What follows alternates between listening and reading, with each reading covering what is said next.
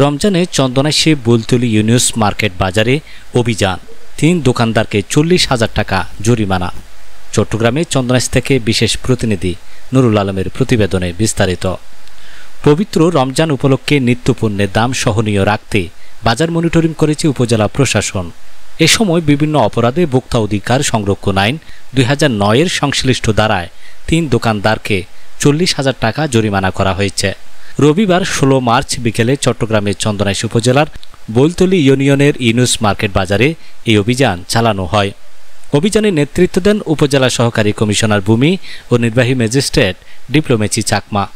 এ সময় উপস্থিত ছিলেন উপজেলা ভূমি অফিসের অফিস সহকারী রিজ্ঞানশীল, চন্দনাইশ থানা পুলিশের সদস্য এবং উপজেলা ভূমি অফিসের কর্মকর্তা কর্মচারীরা।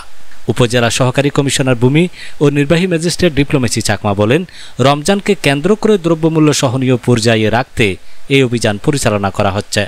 ভোক্তা অধিকার সংরক্ষণ আইন 2009-এর সংশ্লিষ্ট ধারায় 3 দোকানদারকে 40,000 টাকা জরিমানা করা হয়। জনস্বার্থে এ কার্যক্রম অব্যাহত থাকবে বলেও জানান তিনি।